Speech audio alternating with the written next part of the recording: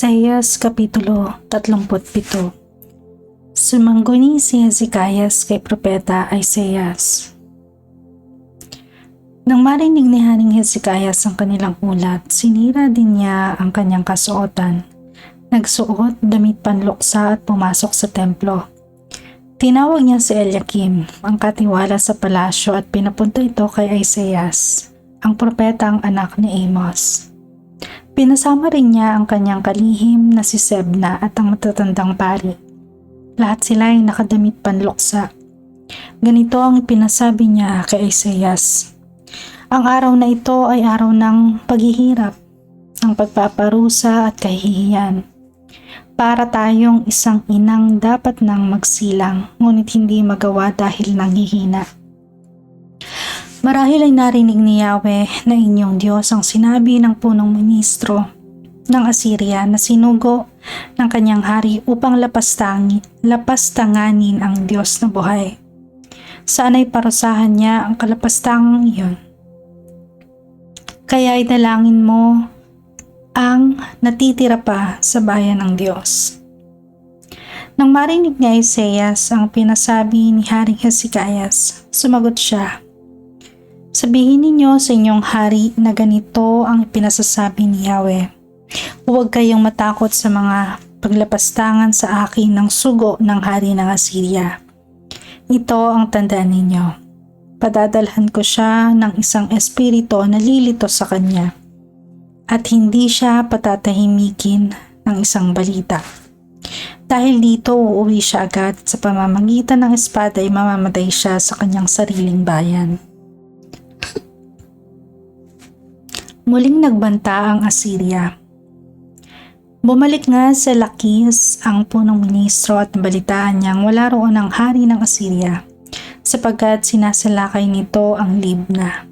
Kaya doon siya tumuloy. Nabalitaan naman ng haring ito na lumabas na ang haring Tirhaka ng Ethiopia upang sila'y salakayin. Kaya nagpasugo muli siya kay Haring Hezekias upang sabihin dito, huwag kang palinlang sa pagtitiwalaan mong Diyos na nagsasabing hindi masasakop ng hari ng Assyria ang Jerusalem. Alam ninyo ang ginawa ng mga hari ng Assyria sa ibang mga bansa. Winasak silang lahat, kayo pa kaya? Hindi nailigtas ng mga Diyos ang mga bansang winasak ng aming mga magulang. Nariyan ang Gozan, Karan at Resef. Nariyan din ang mga taga-Eden na nasa Telasar. Nailigtas pa sila ng mga ito? At nasaan ang hari ng Hamat, ng Arpad, ang hari ng lungsod ng Sepharvaim, ng Hena at ng Iva? Kinuha ni Hezekias ang sulat na dala ng mga sugo at pagkatapos basahin ay pumasok sa templo. Isinungguni niya ito kay Yahweh at siya'y nanalangin. O Yahweh na makapangyarihan sa lahat, Diyos ng Israel, lumikha ng langit at lupa. Ang inyong trono'y nasa ibabaw ng mga kerubin. Kayo lamang ang Diyos ng lahat ng kaharian sa lupa. Masdan ninyo ang aming kalagayan at lingapin ninyo kami. Narito ang liham ni Sennacherib na lumapastangan sa inyo, ang buhay na Diyos. Tunay nga o Yahweh na winasak ng mga hari ng Assyria ang lahat ng bansa. Sinunog nila ang Diyos ng mga ito sapagkat ang Diyos nila ay hindi tunay. Mga bato at kahoy lamang nagawa ng mga tao. Kaya iligtas mo kami, Yahweh, o aming Diyos, sa kamay ni Sennacherib upang malaman ng lahat ng kaharian sa lupa na ikaw lamang ang tunay na si Yahweh. Ang mensahe ni Isaias kay Haring Hezekias. Pagkatapos tumanggap ni Hezekias ng sulat mula kay Isaias na ganito ang sinasabi, tininig ni Yahweh ang Diyos ng Israel ang dalangin mo laban kay Sennacherib at ito ang kanyang tugon. Kinamumuhian ka ng mga taga-Zion, Sennacherib, pinagtatawanan ka at kinukutya ng Jerusalem. Sino sa akala mo ang iyong iniinsulto at hinahamak? Nilapastangan mo ako, ang banal na Diyos ng Israel. Nilait mo ang Panginoon sa pamamagitan ng iyong mga lingkod. Ang sabi mo, sa dami ng aking karawahe, naakyat ko ang ituktok ng mga bundok. Naabot ko rin ang kasulok-sulukan ng Lebanon. Pinutol ko ang mga nagtataasang puno ng sidar at ang mga piling puno ng sipres. Naabot kong lahat ang pinakamataas na lugar at pusod ng gubat. Humukay ako ng maraming balon at uminom ako ng tubig ng mga iyon. Ang mga ilog at batis sa Ehipto, matapakan ko lamang ay agad natutuyo. Dapat mong malaman na noon pang una ang bagay na ito ay matagal ko nang binalak at ngayon pawang natutupad. Itinakda kong ikaw ang magwawasak at magwawasak ng matitibay na lungsod. Mga mamamayay na wala ng lakas, naging sa takot ay napahiya. Sila'y tulad ng halaman sa gitna ng parang mga murang dahoy na lanta sa araw, katulad ay damo sa bubong ng bahay. Hindi pa pinuputol ay tuyo na sa tangkay. Lahat ng iyong gawin ay nalalaman ko. Hindi lingid sa akin anumang balak mo. Dahil sa galit mo ay paglaban sa akin at paghahambog mong hindi nalilihim.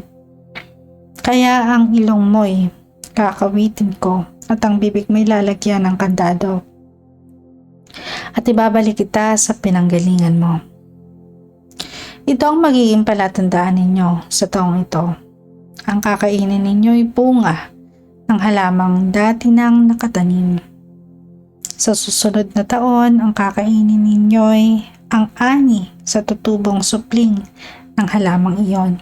Ngunit sa 3 taon, magtatanim na kayo ng panibago at ang kakainin ninyo'y ang ibubunga nito. Ang mga nalabi sa Juda ay parang halamang muling mag-uugat at mamumunga. Sapagkat may malalabi mula sa Jerusalem at may maliligtas mula sa bundok ng Zion. Mangyayari ito dahil kay Yahweh na makapangyarihan sa lahat. Kaya ito ang pasya ni Yahweh tungkol sa hari ng Assyria. Hindi siya makakalapit sa lungsod na ito, ni isang palaso ay hindi niya magagamit laban dito. Hindi siya makakalapit na may sandata o makapagtatayo ng tanggulan upang kupkupin. Ito'y kupkupin. Saan man siya magdaan papunta rito, doon din siya daraang pabalik. Hindi na siya makakapasok sa lungsod na ito sapagkat ganito ang sinasabi ni Yahweh. Ipagtatanggol ko at ililigtas ang lungsod na ito at alang-alang sa akin at sa lingkod kong si David. Ang pagkamatay ni Sennacherib. Nang gabing iyon, pinatay ng anghel ni Yahweh ang may 185,000 kawal na taga-Assyria sa loob mismo ng kanilang kampo. Kinaumagahan, naghambalang sa kampo nila ang mga bangkay. Dahil dito, umuwi na si Sennacherib at doon na tumira sa Nineveh. Minsan, samantalang sumasamba siya sa templo ng Diyos-Diyosan niyang si Nisroch, pinatay siya ng 2 niyang anak na sina Adramelech at Sarezer sa pamamagitan ng espada. Pagkatapos, tumakas sila at nagtago sa bundok ng Ararat. Humalili kay Sennacherib ang anak niyang si Esarhaddon.